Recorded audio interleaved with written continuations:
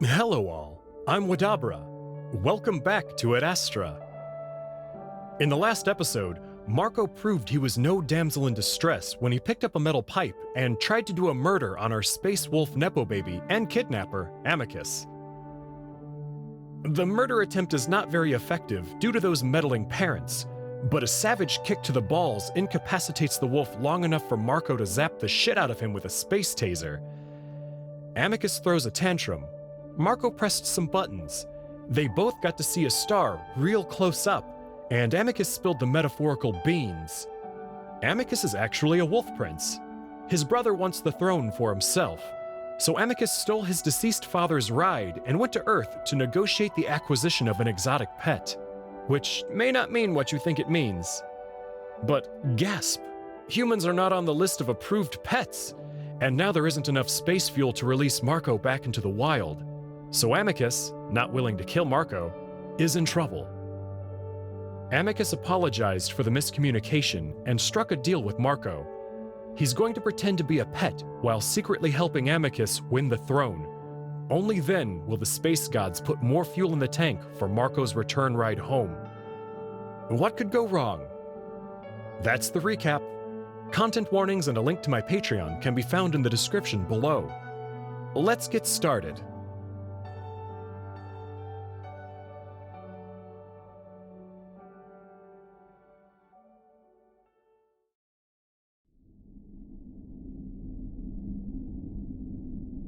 I look out the window and see a large, green-blue sphere shimmering below me. Beyond it, there's another globe, this one chalky and gray. A smaller and even brighter orb floats further to the right, its color almost pure white. Amicus points to the more Earth-like sphere. That, specifically, is Adastra. The planet to the left is Anchorus. There aren't many people there aside from miners. The smallest is Torque, another moon. I know you live on a planet, so Adastra might seem a bit small to you. I press a hand to the window and notice that it's ice cold. Looks pretty big from here. Amicus leans over the console and starts touching at the screen. Re-entry sequence engaged. Go ahead and put your safety straps on. Re-entry is never comfortable in smaller ships. I hurriedly do as he says, sitting down and trying to figure out the seatbelt. Eventually, Amicus has to come over and help, showing me how the strap just feeds into a slot. This automatically pulls the strap tightly across my waist and chest. As Amicus gets into his own seat, we start to curve around to the darker side of Adastra. Every now and then there's a bit of a downward tug on my stomach, sort of like when the passenger jet I was in was landing in Rome. I had imagined that things would rattle around, along with a bunch of fire and heat, like in a Hollywood movie. Instead, there's only a rumbling sound that accompanies a gentle vibration through the seat. There isn't any fire, but I do start to see blue flashes on the otherwise black windows. I look over at Amicus and see that he's got his eyes closed, looking relaxed. The wolf opens his eyes and smiles gently at me. Don't worry. This is all normal. I realize how nervous I must look, so I nod and lean my head back in the seat. The electric blue flashes stop after a while, and then I feel one final downward pull on my body before the rumbling fades out. We sit in complete silence and darkness for a moment before I hear Amicus moving next to me. Okay. We're in the hangar now. Just follow me into the palace. Amicus gets up, but the ship stays dark. So does the hangar. Okay, why aren't there any lights? Everyone's probably asleep. I don't want to wake them. I get the feeling that he just doesn't want anyone to catch us, but I don't say anything. I fiddle with my seatbelt, unable to get it undone, until I feel Amicus lean over me, breathing in my ear as his large paw covers mine, pressing something that releases the strap. I stand up, feeling around blindly as I hold onto the seat, only barely able to make out the red bristles of the headrest in front of me. I reach out a hand. Hey! Amicus's rough paw pads envelop my hand. What's wrong? I can't see anything. Oh, can you not see in low light? Amicus starts pulling me along before I hear a soft beep, then a whooshing sound. Not really. Another sound catches my attention. Crickets. They have crickets here too? At the same time, I'm hit by a wall of humid warmth, almost like walking into a sauna.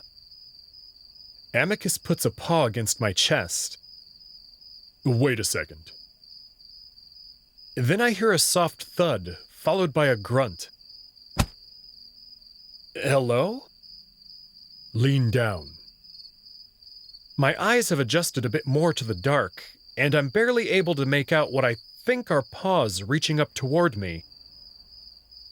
I crouch down, and Amicus grabs me under the arms before pulling me clumsily off the deck of the ship. My face mashes up against his furry chest before I'm set down on my feet.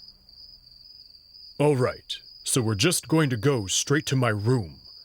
Try not to make too much noise. I start to nod, but Amicus is already pulling me along. The humidity presses down on me like a physical force, and I start to worry that I might actually have trouble surviving on this moon. It's really hot. Things will cool off once we're inside. I can hear him panting heavily as we move through the hangar.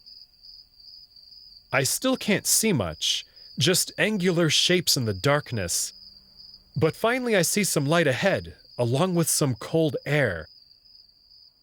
We turn a corner, and I have to blink against how bright it suddenly becomes.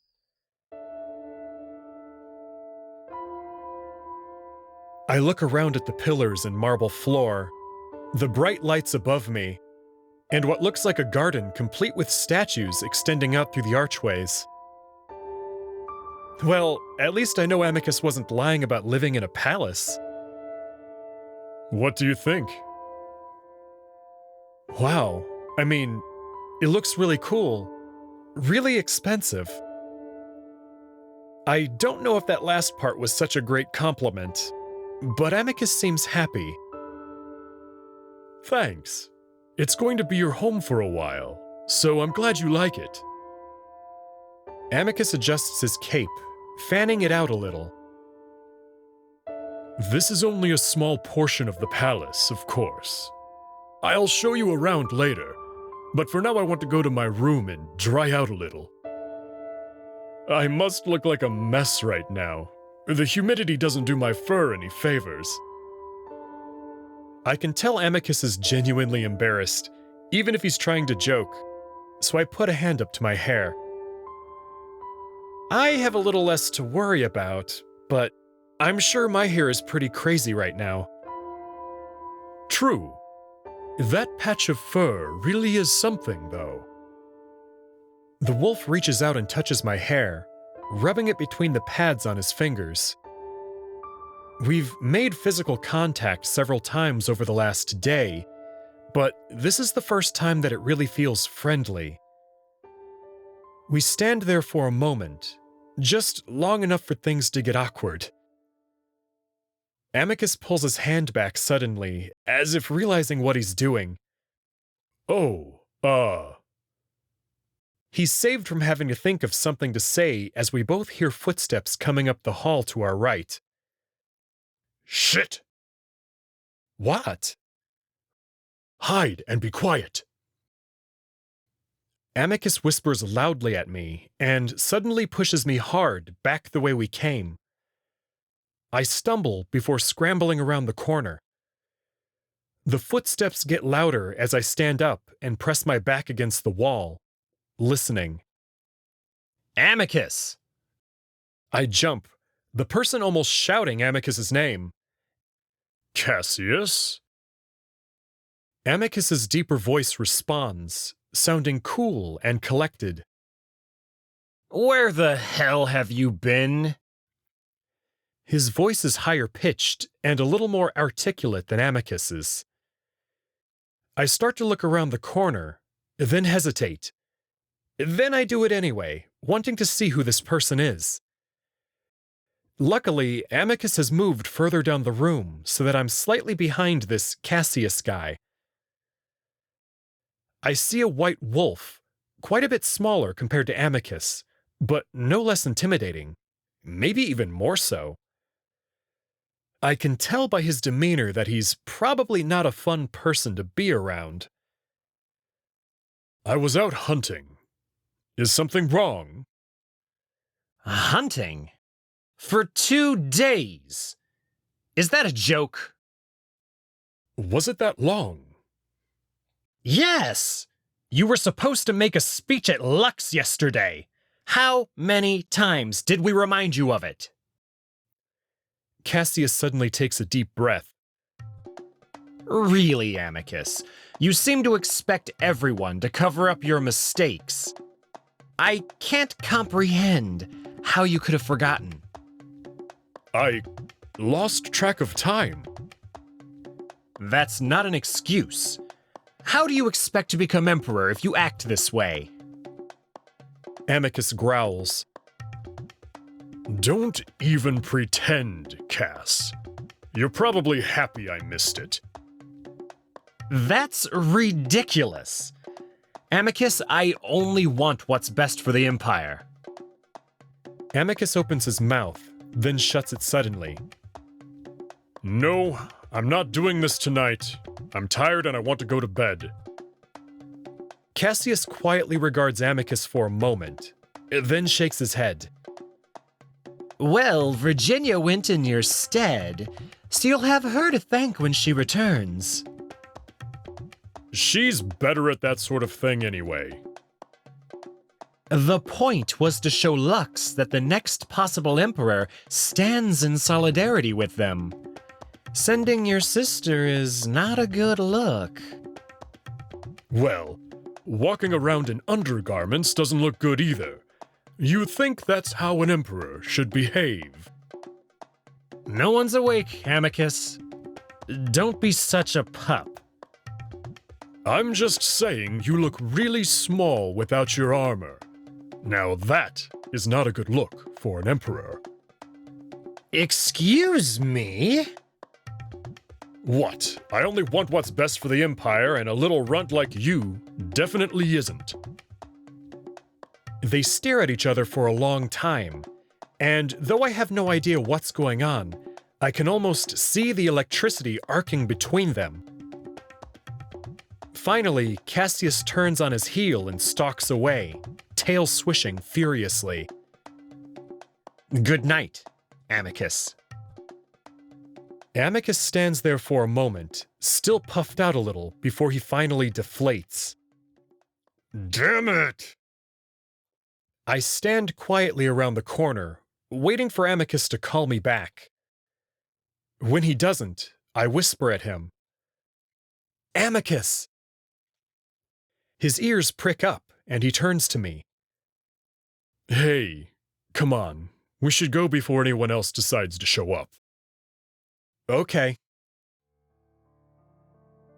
I can tell by the way the wolf walks, his ears slightly down, his tail almost dragging, that he's not in a good mood.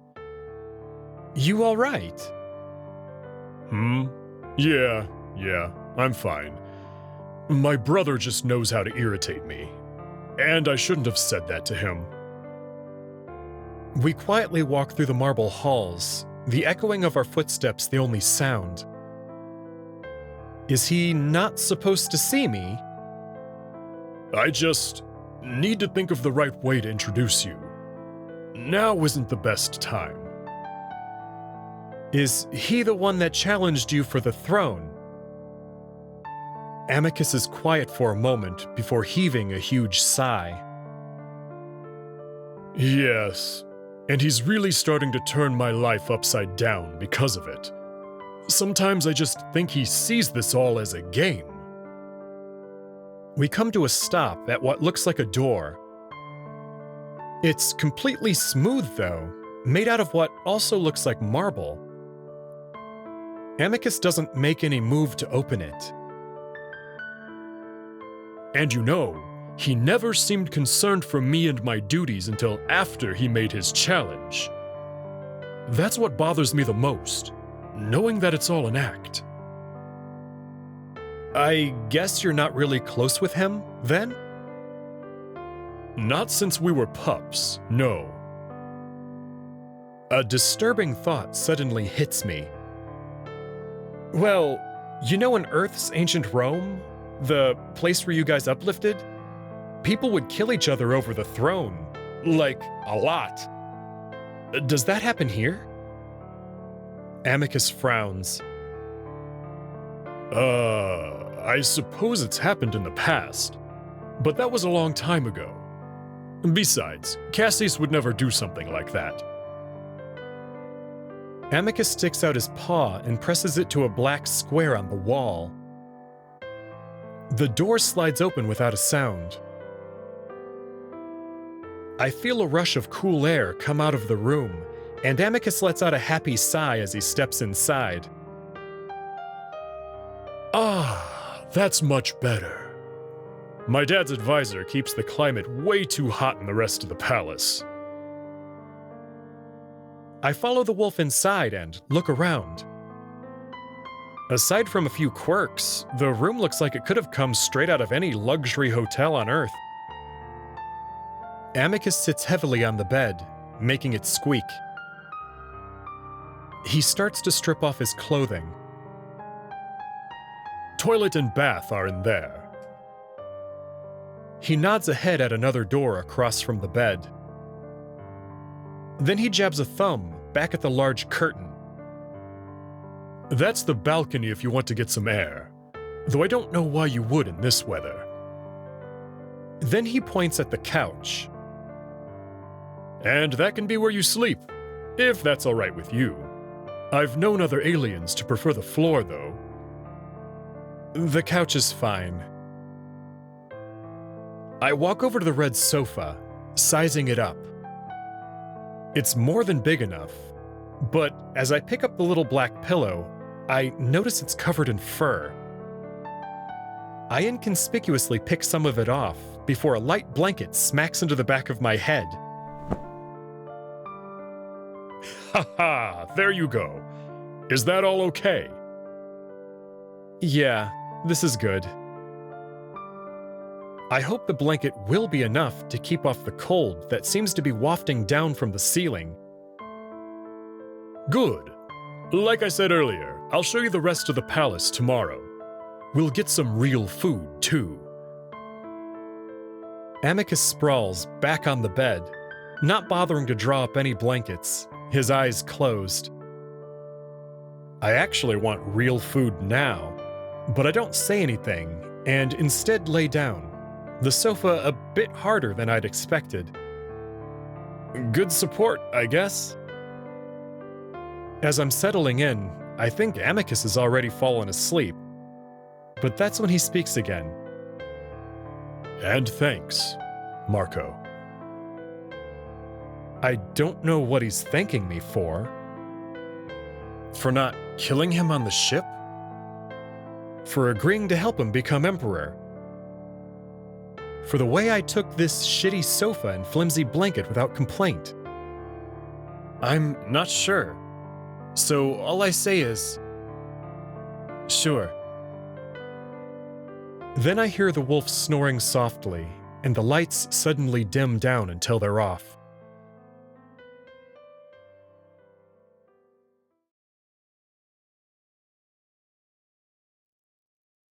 I lay there a while, though I'm not sure for how long. In fact, time seems to have lost all meaning since I was abducted. Amicus's brother said it had been 2 days. But didn't Amicus say that time freezes when traveling in the stretch drive? Had we really spent that much time idling around? I need to stop thinking about everything that doesn't make sense, because that's basically everything. I just need to help this wolf so I can get the hell back home. Then I can pick apart everything I've been through all I want. For now, I just need to help things move along as smoothly as possible. With that thought in my head, and with the soft sounds of Amicus's gentle snoring, I'm lulled into a light and troubled sleep. The dream I have is strange. I'm in a black void of some kind, and despite the emptiness, I have some sort of purpose. I don't know what it is, but I'm being driven towards it. It's not a good dream. It's a borderline nightmare. The empty void isn't the scary part, though. It's the feeling that I'm being watched by someone, or something.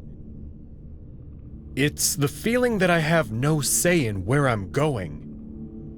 No choice at all. I'm very curious about you. What? I'm limited in what I can ask. But I'll start with this. What is death to you?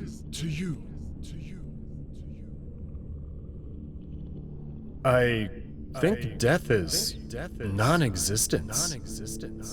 Something like oblivion.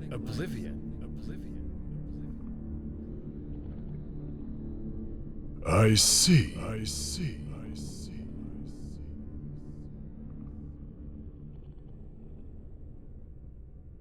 Sometime just before I fully wake up, I hear something moving around behind me, followed by a mumbled voice, then a soft padding sound that fades out after a few moments. I wonder if one of my flatmates just arrived and looked into my room for some reason. As I shift around, I frown at how weirdly firm the bed I'm laying on is. My bed was softer than this when I got into it. And where are the sheets? I open my eyes and see a red, velvety surface in front of me. Then I turn over and see an unfamiliar ceiling with gold square patterns above me. Oh, yeah. I look over toward the bed, where I expect to see Amicus, but it's empty. I stare again at the ceiling for a while, letting the sudden realization that I'm still here wash over me.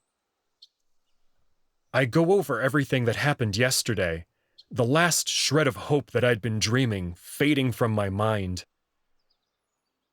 I look over at Amicus's bed again, wondering if he'd gone into the bathroom. I listen for a while, but I don't hear anything coming from the door across from the bed. There's a muffled sound of what I assume are birds chirping coming from behind the curtain. Slowly, I slide off the sofa, feeling the cold marble against my bare feet as I do. I shiver and decide to bring the blanket with me, wrapping it around my shoulders. I shuffle around the sofa and move to the side of the large curtain to pull it back just slightly. The air that comes through is fresh and immediately reminds me of camping by the lake during summer camp. That would make sense, because ahead of me is what looks like a massive body of water that seems to come right up to the edge of the balcony. It's warm, but not nearly as humid as it was last night.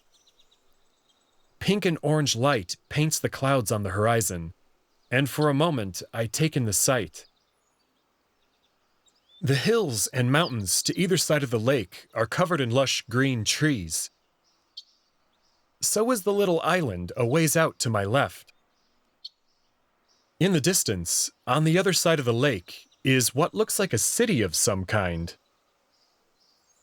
It's hard to tell how big it is since it's a good ways away, but from what I can tell, the buildings are massive, and the smaller structures that taper off to the side seem to stretch far off behind them. Dim lights from windows glitter in the distance, and I wonder if that city is full of wolves like Amicus and Cassius. Despite my situation, I kind of want to go see it.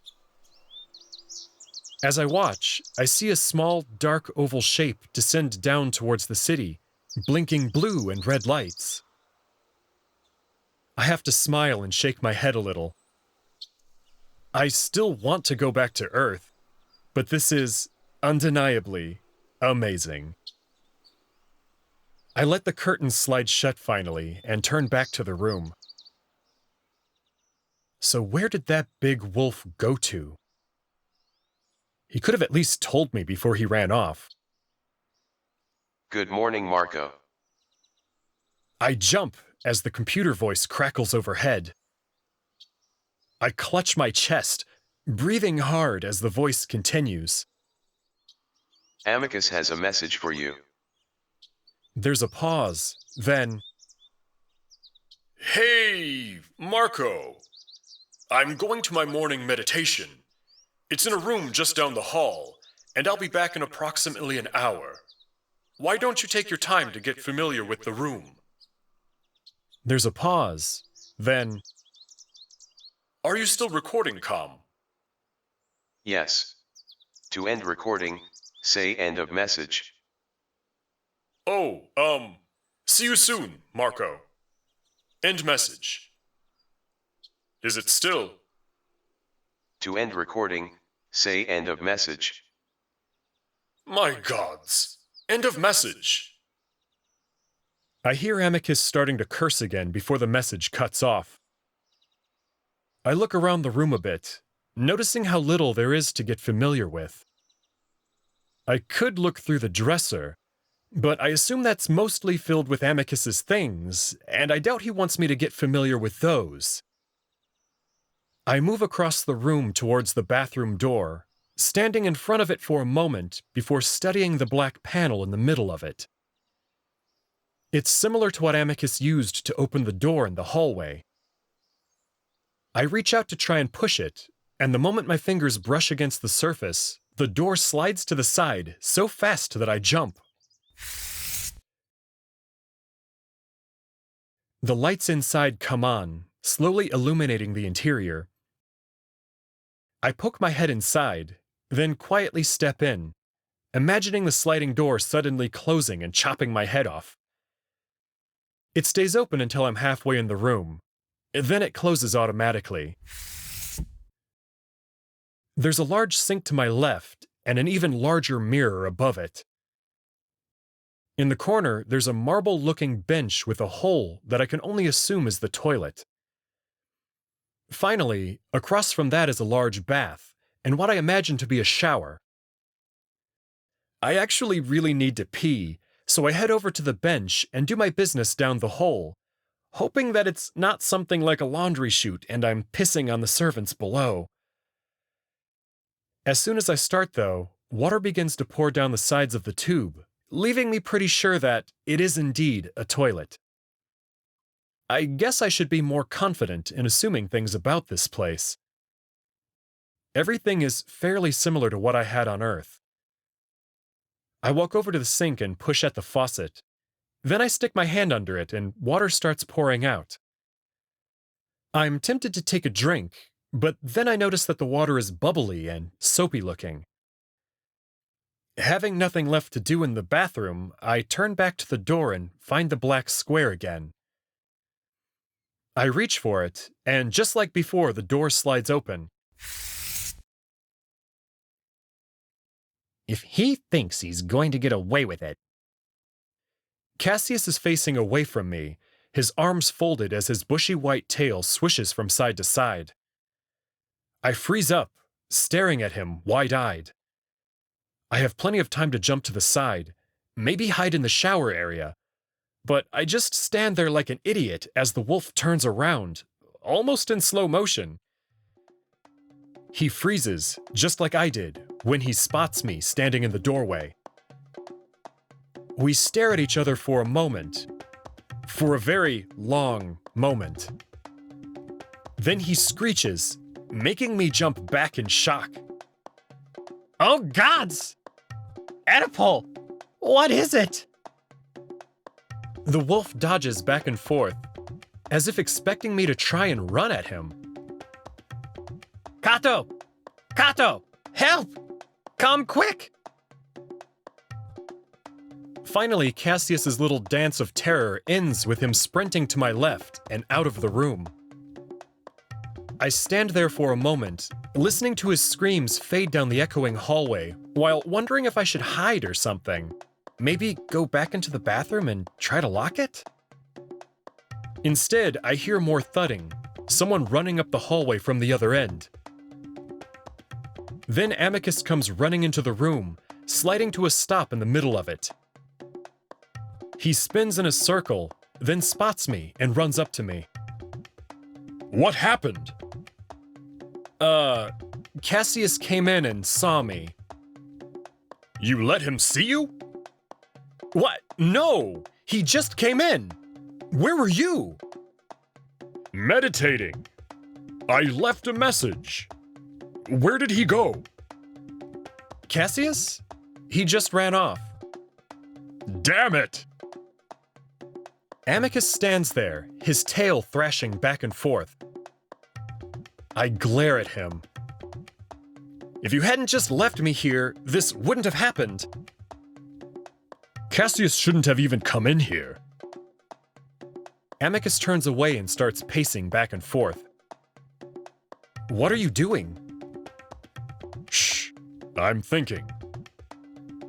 I bristle a little at being shushed, but I stay quiet, watching the wolf stalk back and forth. Then I hear voices again, Cassius's, along with another, deeper voice. Amicus turns to me. Just be quiet for a moment as I try to explain things. Understand? I glare at Amicus. His ears flatten, and his expression becomes a bit more desperate.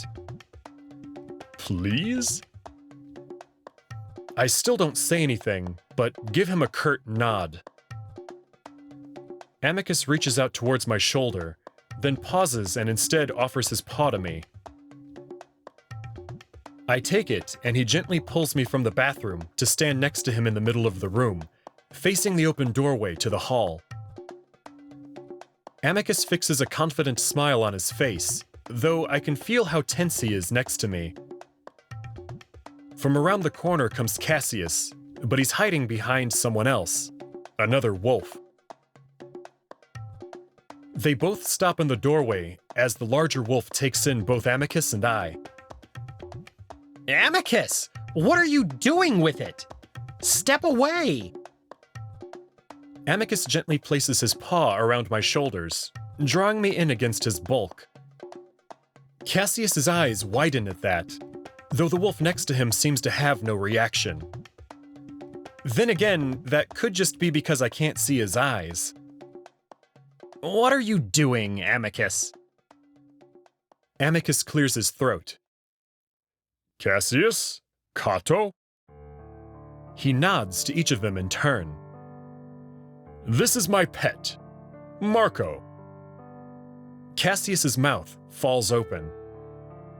The other wolf, Kato, seems to shift a bit at that. Silence drags out. Then Kato shifts again. Is this where you were the past 2 days, Amicus? Amicus's arm tightens a bit around my shoulders, drawing me in closer. Yes. And that's where you took your father's ship? A slight pause. Yes. Cassius gasps. He can't do that. He glances at Kato. Can he? The bigger wolf is quiet, and even though I can't see his eyes, I get the feeling that he's watching me closely. Cassius turns his glare back on Amicus. Where did it come from? Amicus rubs my arm. He came from far away. Is he a child? Yes. What? He can't just take someone else's child. Can he? Again, Cassius looks at Kato. And once again, Kato is quiet. Then he finally sighs. We will discuss this over breakfast, Amicus. Get dressed and bring the creature with you, as long as he's safe. Of course. Then we will continue the conversation there. With that, Kato turns on his heel and walks out of the room, leaving Cassius to look after him with a gaping mouth. He turns back on us, snarling. I don't know what you're planning with that thing, Amicus. But if I know you, it's going to be incredibly stupid. He takes another second to look at me with unmistakable disgust. You could have at least obtained one that isn't quite so ugly, you know? Leave, Cassius. And don't think about snooping around my room again. Understood? Cassius doesn't respond and simply walks away, looking over his shoulder just before he leaves. And expect to receive punishment from Kato for stealing Father's ship. Absolutely outrageous. I watch as Cassius's tail swishes out of sight behind the doorway. Amicus lets out a huge sigh, and I feel his chest deflate against my shoulder. Damn it! I sigh as well. You really didn't think all of this through, did you? I slowly move out from under the wolf's heavy arm. Like I said, I made many mistakes. I'm just tired of lying now. You still told them I'm a child. Amicus brings a paw abruptly up to his mouth, touching the pads of his fingers to his lips. It might not be a shushing gesture that I'm familiar with, but I know what it means. Amicus listens, his ears straight up and his eyes looking up at the ceiling. Finally, he looks back at me, whispering, "That is something I can never tell them the truth about, and it would be best if you never mention it again. Please." His suddenly serious demeanor cools my mood a little, so I just sigh again and sit on the edge of his bed. Amicus stands there awkwardly for a moment, then quickly moves over to the open door, placing a paw to the square to close it. He moves back over to me, his voice still lowered. "Well, if we're going to pass you off as a pet, then I should probably get you familiar with your duties." My duties? I raise an eyebrow at Amicus. Amicus sighs. I understand your frustration, but we need to do this right if we want things to go as smoothly as possible. You don't have to do anything, but it will help you blend in better. I roll my eyes and lean back on my hands, looking up at Amicus. All right, what do I do? Well, first of all, I'll take my shower and... You help me wash. Help you wash? Yes, you would soap my fur and such. We stare at each other for a moment. It's something that the others wouldn't see, so I suppose it's not necessary. Unless you want to. No. Well, all right then. Never mind on that one. Amicus is clearly offended. Listen, I'm not gonna soap up your naked body. Yeah, you made that clear. Anyway, I'd honestly rather skip the shower today, but spending all that time in the spaceship has left me rather unkempt. Amicus turns to the bathroom and opens the door. You should at least come into the bathroom while I shower, in case Cassius decides to barge in again. You can stare at the wall or something. Amicus stalks into the bathroom, and I have to smile as I follow him in, the door closing quietly behind me. Amicus notices me smirking. What? I shrug. Nothing. Just kind of funny that you got so huffy. I don't know what that means. Amicus is adjusting his underwear.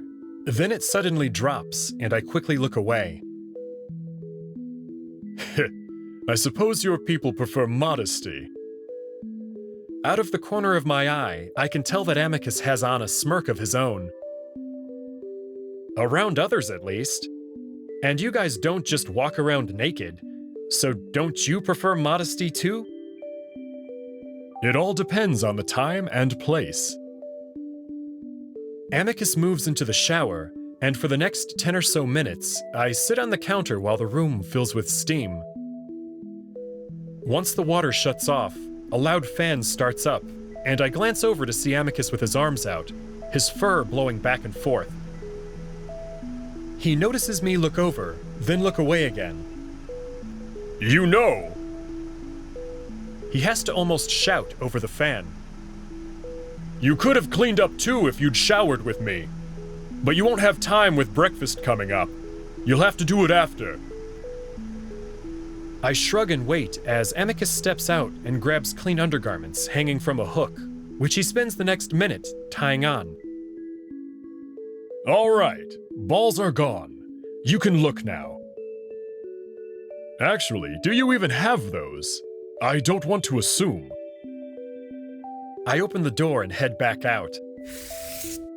Guess you'll never know. Amicus spends another minute in the bathroom, opening a door under the sink and rifling around in it. The next thing you're supposed to do is get the brush and oils from here. He lifts up a brush and a few glass bottles with colorful liquids inside, before coming over to stand in front of me. He sighs. I know you don't want to, and I realize now that I'm repulsive to you, but I can't really reach every part of my coat, and it would be strange if I called for a drone when I have a pet. I think about making another moody remark, but the expression on his face makes me pause. I suppose I am being a little bratty right now. Besides, what else am I going to do while I'm here? Sit on the sofa all day? I get up and take the brush from Amicus, and I see a surprised smile on his face. Thank you, Marco. He shows me how to apply one of the liquids, a honey-colored one, to the brush. It's a treatment for my fur. It keeps it soft and voluminous looking. Here, you just take the brush and run it with the lay of my fur. He hands the brush to me, and then stands facing away. I start slowly and run the brush through the fur between his ears and down his broad back, watching as the slightly disheveled hairs line up and lay down smoothly. It accentuates his shoulder blades and the thick and smooth muscles in his back. I'm hesitant at first, but I become more confident with each stroke. Actually, it's kind of relaxing. That is, until I brush down the left side of his neck, which makes him gasp. I pull back quickly. Sorry, did I brush too hard? Amicus chuckles. No, that's just where you hit me earlier. Oh. I look closer and see that there's what looks like a lump under the fur. I carefully brush around it and move to Amicus's front.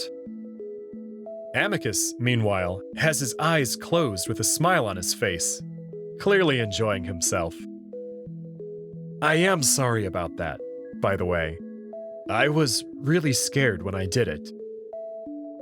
Don't worry about it. I deserved it for tying you up so poorly. Amicus gives me a wink. I feel my face grow a little hot as I focus on getting the fur to lay down just right on his biceps. And you know, you're not repulsive to me at all. I was just being a dick earlier. You look good. Well, I suppose I was too. I shouldn't have made fun of your sensibilities. All aliens have their own cultures which are different, but that doesn't mean less valuable. Amicus's tone sounds weirdly rehearsed, like he's quoting something. And also thank you, Marco. I think you look good too. He might just be returning the compliment, but it's nice to hear after what Cassius said. But I definitely wasn't lying. And now that I'm this close to him, I have to admit that he is a little handsome. His face is expressive and kind of charming, and there's just a generally friendly air about him. And, well, then there's his body. It's thick and masculine, just like a burly human, and I really can't deny that it's kind of appealing. Kind of. I start to brush down the wolf's front, feeling his chest and stomach rise against the brush with his breathing. I sculpt the lighter fur around his pecs to accentuate them better, since it seems that's how he was keeping it earlier. I can't blame him. Then I move to his belly, moving the brush over its thick and slightly rounded form. The muscles are less defined here, but I can still sense the strength underneath it all. As I brush the lower part of his midsection, I notice the crotch of his loincloth bulging out rather far. All right, thank you, Marco. That should be good. He takes the brush from my hands and turns away, leaving me with the strong suspicion that he's adjusting himself, though he covers it up by pretending to mess with the other bottle. Finally, he turns around, looking flushed. Hold out your paws, please. I stick up my hands, and he tips the bottle over, the liquid in this one having a purplish tint to it. Several drops fall into my hand.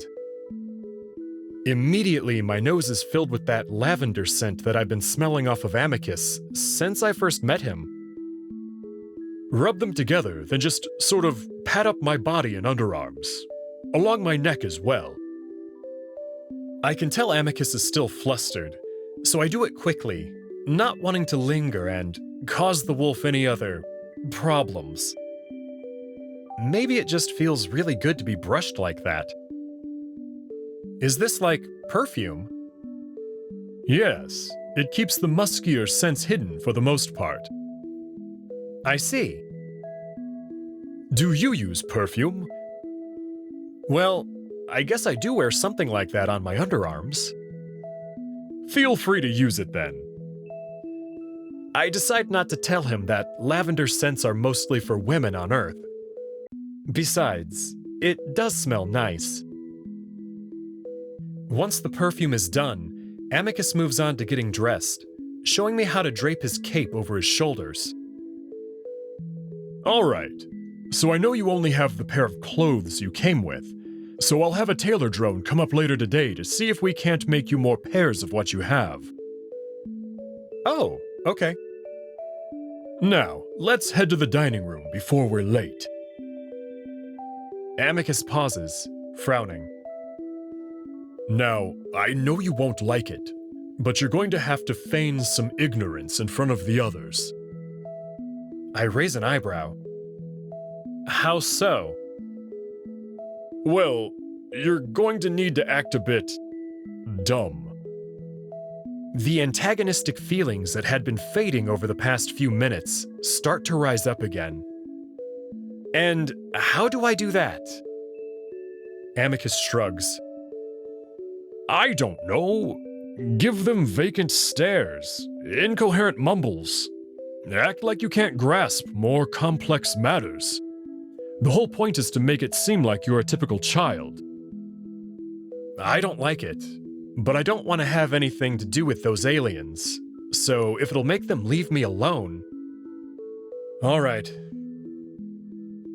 Amicus lets out a breath, clearly relieved. Thank you, Marco. This may not always have to be the case, but for now we need to play on the safe side of things. Just let me do all the talking. You got it. Great! Now let's hurry to the dining room. I don't want to make Kato more angry than he already is. And with that, I follow Amicus out into the hallway.